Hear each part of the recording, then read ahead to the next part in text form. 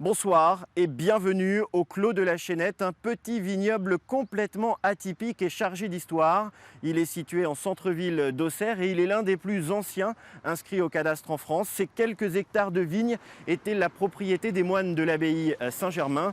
Ici, on produit des blancs et des rouges en quantité restreinte et les vendanges ont démarré avec un peu d'avance dès hier. Moins d'un hectare de pinot noir déjà récolté, 3 hectares de chardonnay en cours de ramassage. Démarrer la vendange en avance est une habitude ici. La situation en milieu urbain du Clos de la Chaînette fait que tous les ans nous avons une avance en termes de maturité et ça s'est encore prouvé cette année. Production restreinte, clients triés sur le volet. Ce petit vignoble urbain reste aujourd'hui encore une curiosité. Le Clos de la Chaînette, il a un certain prestige, quoi. Il faut dire qu'on ne peut pas avoir une bouteille aussi facilement, il y a une liste d'attente. La typicité, effectivement, au-delà de l'historique, c'est le fait que nous avons 2600 clients qui viennent tous les ans en décembre chercher leur lot de vin et 300 personnes sur liste d'attente qui patientent 4, 5, 6 ans. Le vignoble chablisien est encore bien vide de vendangeurs. Patrice Vaucoré dirige avec son cousin 40 hectares de vignes.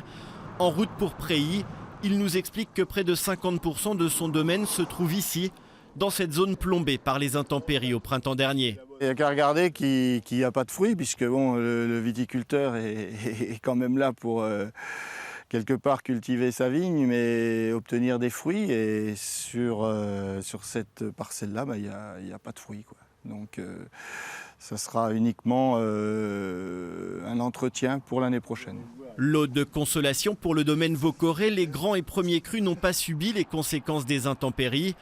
À Irancy, Christophe Ferrari se prépare à attaquer sa 29e vendange.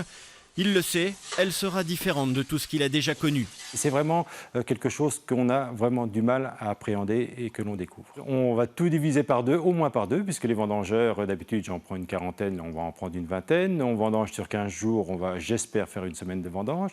En vinification de rouge, je remplis à peu près 14 cuves.